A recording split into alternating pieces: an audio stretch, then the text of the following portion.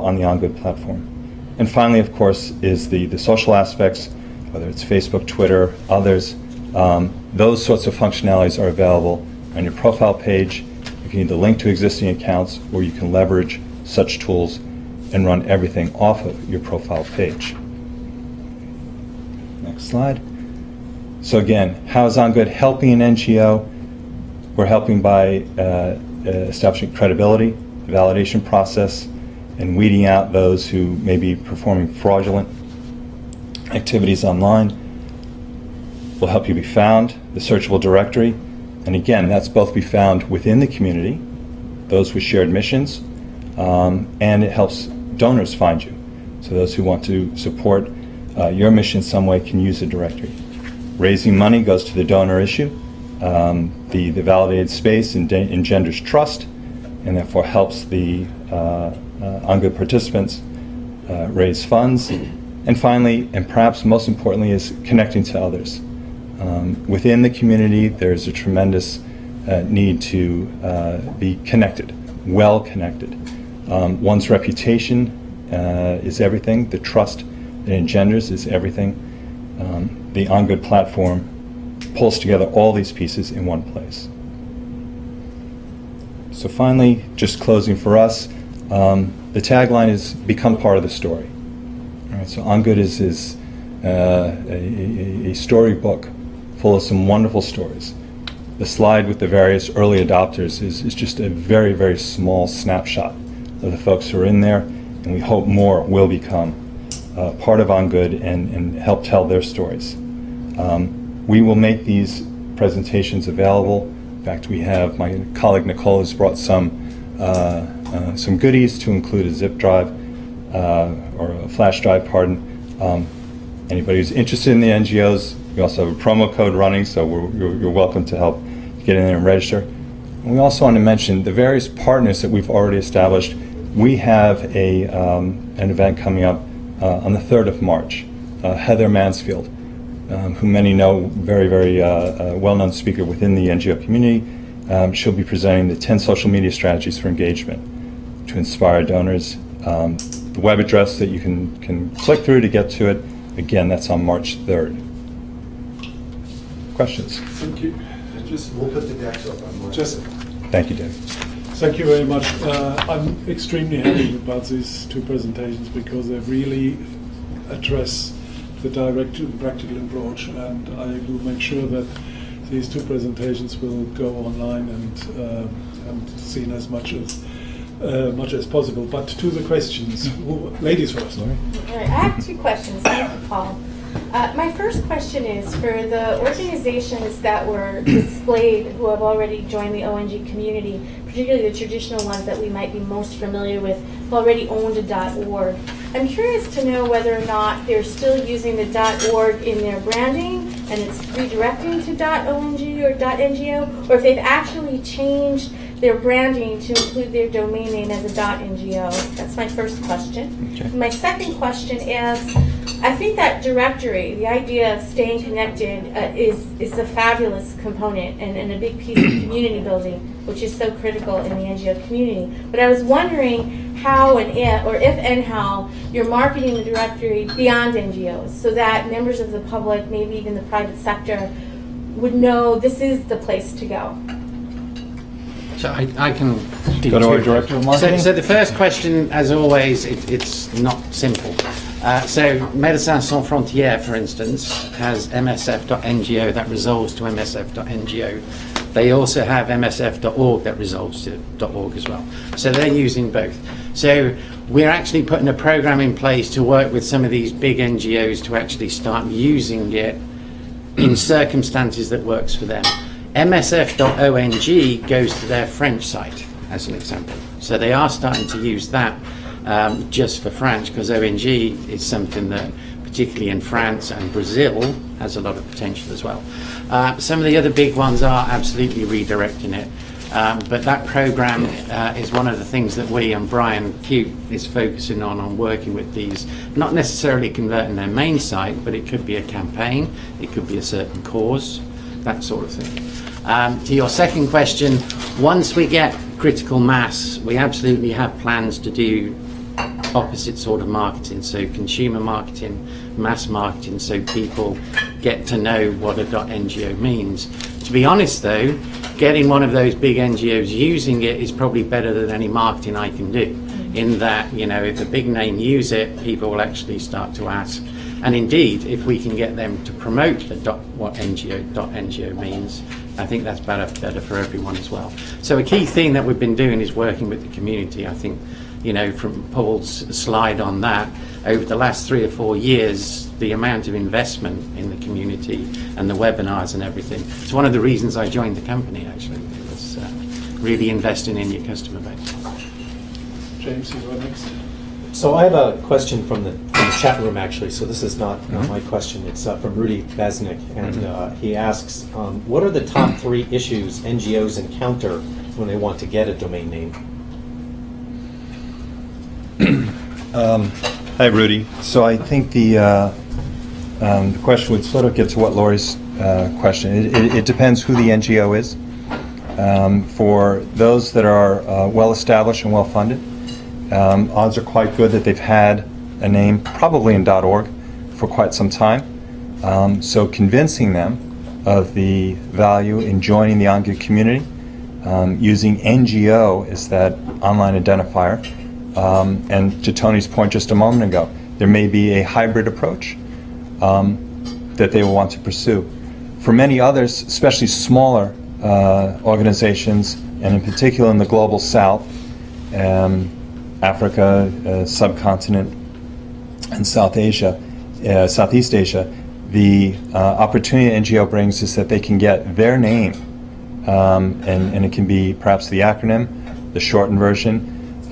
Those names often are already taken in the existing GTLDs, so the new namespace like NGO, since it's reserved for NGOs and only those who really belong there can get in, there's a lot more opportunity to get the short, memorable name that they're hoping for.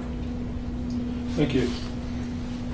Me? Okay. Yes, So that's you. I'm Bill Cunningham. So I launched my first website November 16th, 1995. As many people know, I think I'm the guy in the room that has the most experience in this.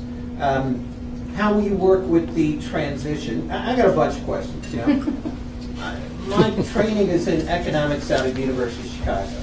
I'm opposed to the transition. I think it's crazy because I think the internet technology is worth around $50 trillion in value. Why would you hold on to that? But be that as it may, that train has already left the station, and it's a question of kind of dealing with things now. The other thing I'm curious about, what I've seen since 1995, the reason the internet works is because the barriers to entry are zero, none. And what happens is the market determines the value of the nonprofits and other entities that are represented. Black Lives Matter, for example, and the efforts out of Palestine, for example. One of my concerns with efforts like this is that they will discriminate against poor, darker people. And I'm curious as to whether or not you guys have considered that and how you'll deal with that. Last point, so as I look at your map, you know, what percentage of the global population is not on that map? You had Russia that was missing, you had China. Was India included? India Sure. was included. All right, so they're a huge, that's a good Right. chunk. You know? But China, certainly, you know, what are they, 1.4 billion people now? You know, Russia, you know. So I'm just, you know, those are my initial responses and concerns. I can I'll do go the last first. two. The transition is more your area. Just under, you're right, and we could have a very long conversation there. The product was designed for something called a grassroots NGO, whatever that means. And the aim really was to develop the full solution for those sort of people, the ones that don't necessarily have the infrastructure. So you're right, there's zero barrier to get online as long as you can get online. So India, for instance, is actually our second biggest country in terms of registrations, and it's actually catching up with the US in terms of the actual number of domain names. So a lot of the research that was done really was aimed at the global south sort of countries in terms of the advantages this bring. The US and Europe, the advantage is the domain name. The rest of the world, the advantage is the whole solution, I think. That's your second one. And your third one, or did I cover both, actually? I think you, I mean, Yeah. you know, you mentioned how you're kind of reaching out to that, Yeah. you know, that part of the world. So that, how much does it cost? So if I'm an NGO and I want to, On average, it's about $50 in the market across all the registrars a year. right, that's helpful. Okay. And then the transition side? So the IANA transition. Yes. Yeah. Can we talk about that after, Bill? Just, I'm going to dodge because I think that's probably beyond the scope of what we want to talk about here, and that's messy, and I couldn't tell you after last night's call where exactly we stand right now, so I'll follow up. Robert. Hi, it's Robert Guerra from Privateer. I'd just like to ask a question in regards to, you know, perhaps the additional services that .ngo or .ong provides. One of the big findings over the last couple of years is that not only are there more internet users online, there are a lot more organizations online, but there's also a lot of activity online that a lot of it is nefarious. There's a lot of cybersecurity threats, and a lot of reports from groups like Citizen Lab and others have shown that particularly the NGO sector in many parts of the world are specifically targeted, and their choices usually for hosting providers or DNS services are whatever's cheap, they go with it. So I'm just wondering two things. Are there any kind of back-end services that you guys may be trying to consider to try to offer organizations to help them have a more robust security? And two, and if that's not the case, is that something you might consider going forward? Because I think that if the registry provides the services together in combination with other partners, a lot of organizations, you know, the issue of how much they're paying is usually an issue, but if you say you're going to provide a more, not only robust, more secure in regards to their name, but also more secure in regards to trying to protect their intellectual property and documents online, that may be a big sell. And take it away from the likes of Google, which is where a lot of people are doing it. So I'm just wondering if you've looked at the cybersecurity angle that you might be able to provide, and if not, you know, what are your plans for that? Just one more, Judith, and then... Yeah, we want to give Jim time. So this is Judith Pellicine. I'm going to follow up on Robert's great question. Are you doing any partnership now with Let's Encrypt, which is the low cost of free SSL services, and maybe also bundling that into your program? I don't know if it's just, are you offering also web hosting, in which case then the Let's Encrypt will work well with it? Or help, because a lot of people don't know about Let's Encrypt, and they also don't know how to integrate it. If they know about it, how to get their web host or whatever. So maybe that could also be a package in welcoming to the NGOs and how that can help out with that and the importance of that.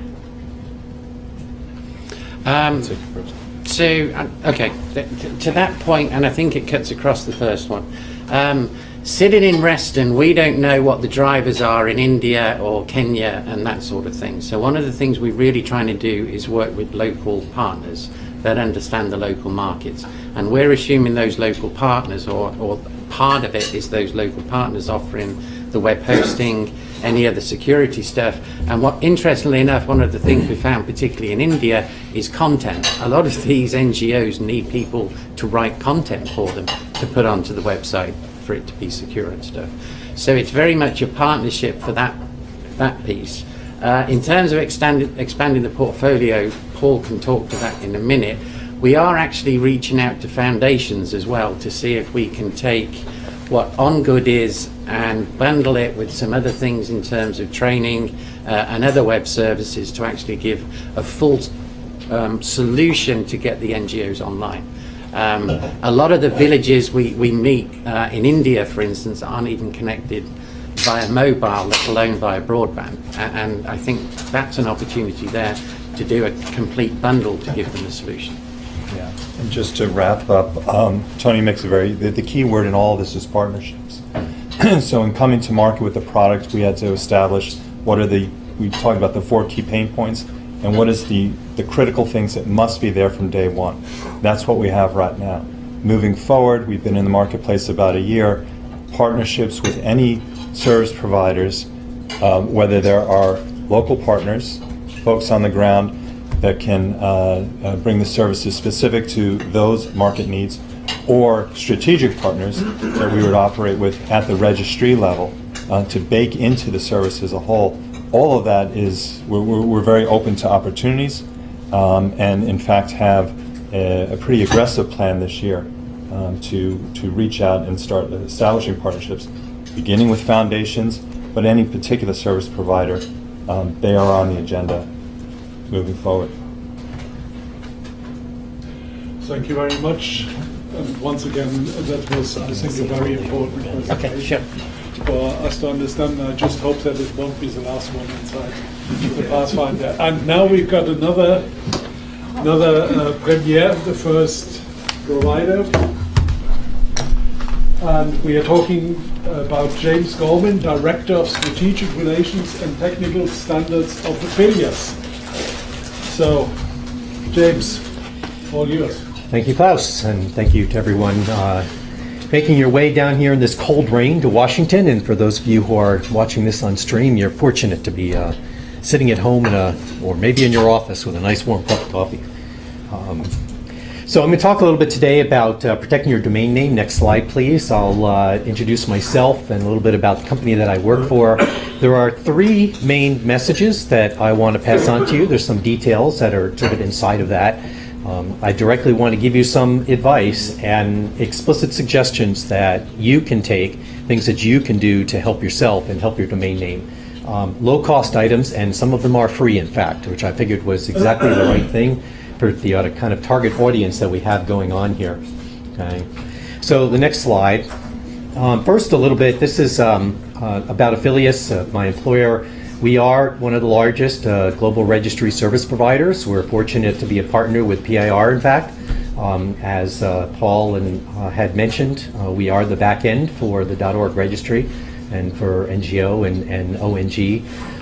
Our mission in the beginning, when we first started, PIR was launched, Affiliates was launched back in 2001 when we launched .info. So we became a registry operator initially and launched registry services. And part of what we do is our commitment to providing services to the community at large. We really are all about providing the best registry services that the community, really needs for a broad spectrum of TLDs. Paul made reference to the fact that there are soon to be somewhere north of 1,000 new choices for where you want your domain name. But obviously, if you're a non-government NGO, ONG, you probably want to focus on the NGO, ONG location for your name, or maybe something else in .org. And I'll say a little bit more about that as we go on here. But we have quite a lot of TLDs, and you'll see that in a little bit here. Let me revert back and just say a little bit about me and where I come from. I'm a security technologist. I've been doing internet security since the mid-'80s, which, yes, is prior to when the internet was but a twinkling in anybody's eye back then. It was strictly the ARPANET back then. I was at one of the key ARPANET nodes. University of Delaware is where I did my graduate study. And I have been designing, writing, making available public domain code for secure internet protocols since the very beginning and since I was in school. So I've been at this a long time. Today, I actually am vice chair of the Security and Stability Advisory Committee in ICANN. So this is my tie to the group that Joe was talking about.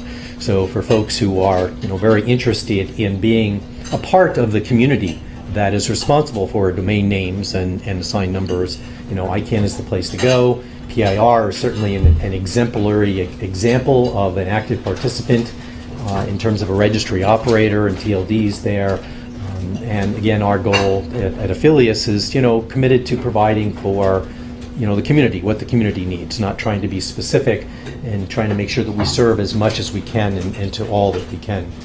So next slide. These next 3 slides is just a quick peek at some of the TLDs that we host today. And the next slide after that, these are some of the new ones. The top ones are actually domains, TLDs, that we own and we are the registry operator. The bottom is a look at some of the TLDs that we are hosting on behalf of others.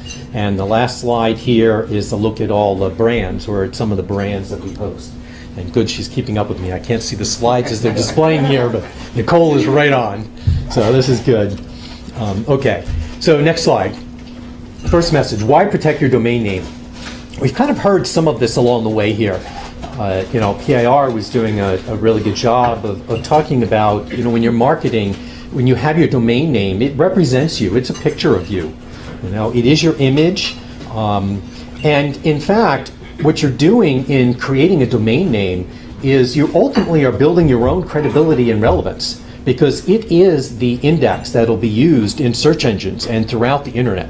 That's what's going to know who you are, and that's how they're going to see you, and that's how you'll be found. Okay? Your domain name is all by itself probably one of your most important assets, if not your most valuable asset.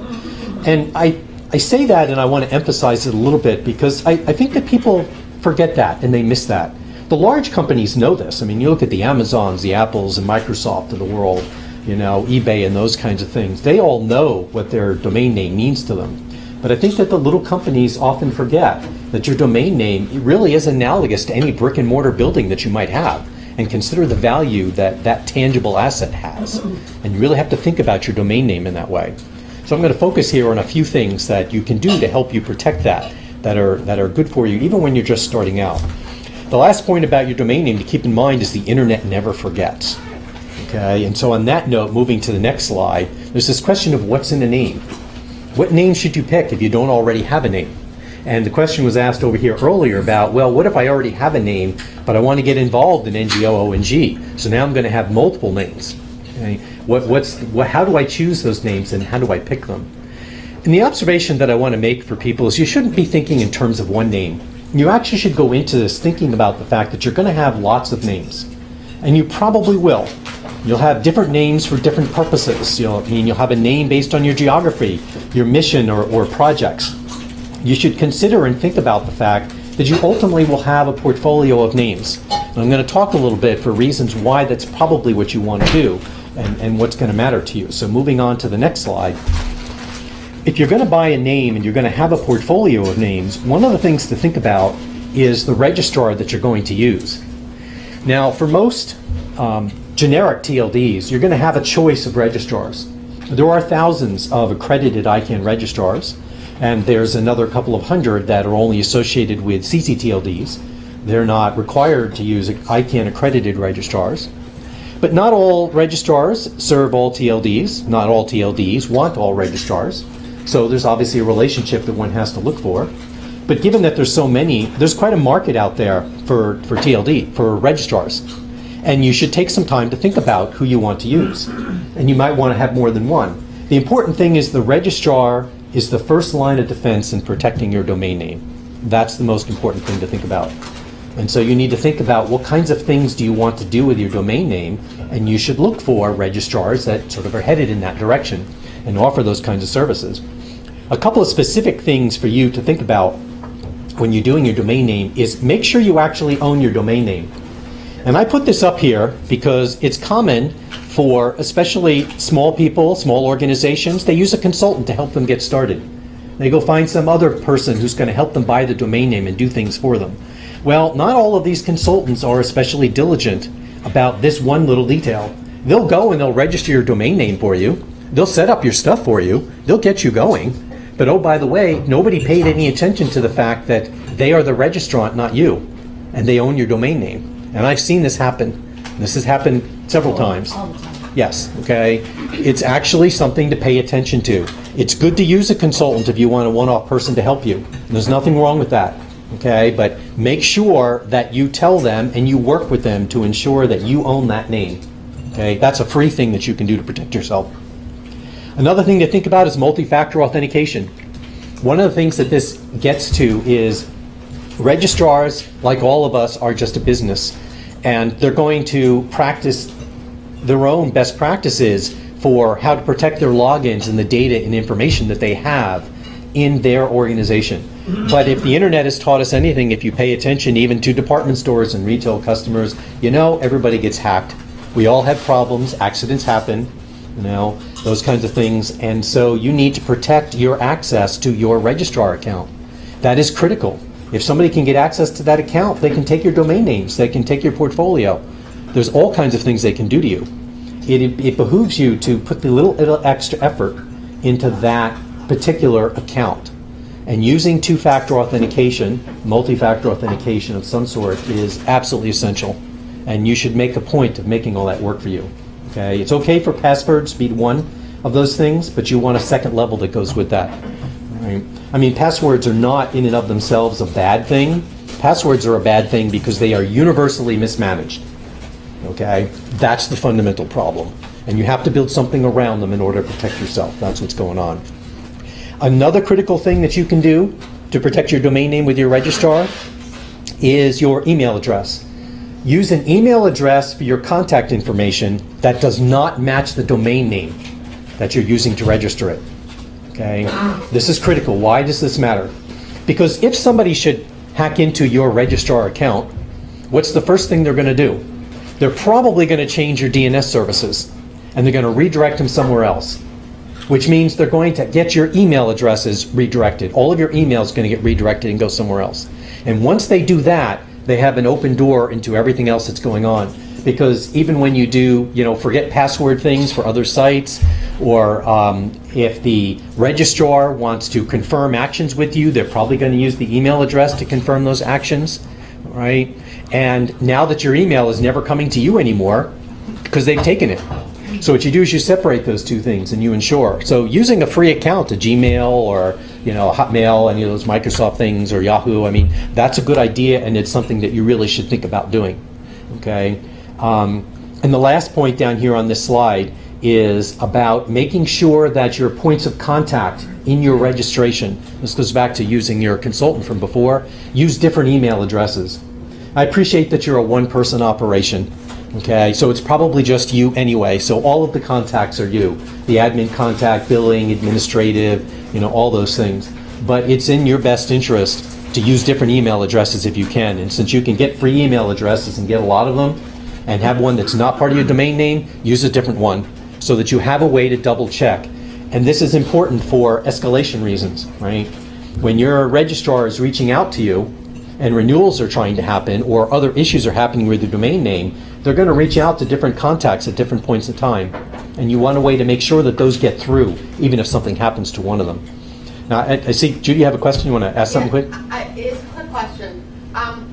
Do you have to use different, I guess the question is, can you use like two email addresses on there, or do you really have to switch a different email? Or can you just have an alternate email and both get emailed at any time they're addressing it? So the critical thing is to use a different domain name than the one that you're registering.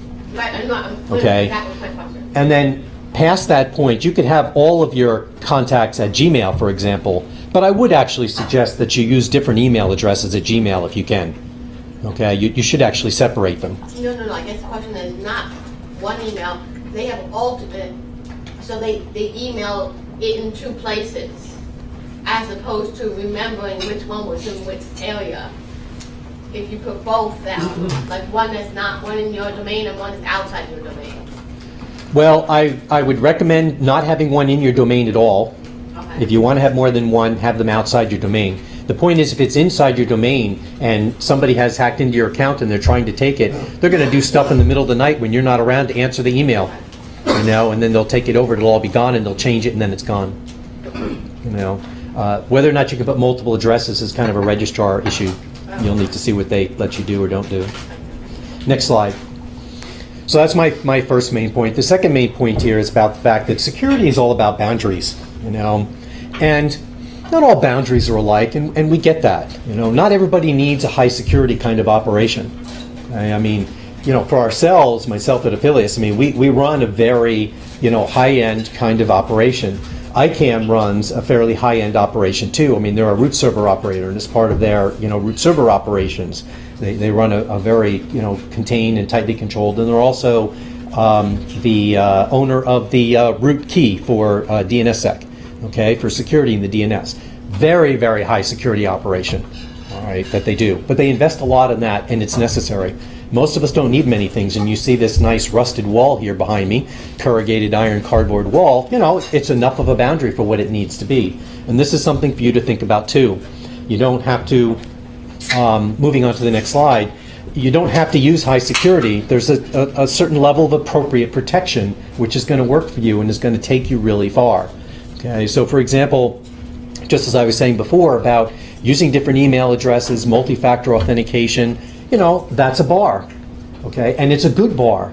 It's a very inexpensive, those should be free services, okay, in addition, and, you know, you get a lot from that. You get a lot of return on that. And in the same way, this gets back to the question of whether you have multiple domain names or just one. One of the things that's interesting for you to think about going forward is you might initially start with one domain name. Names. And one of the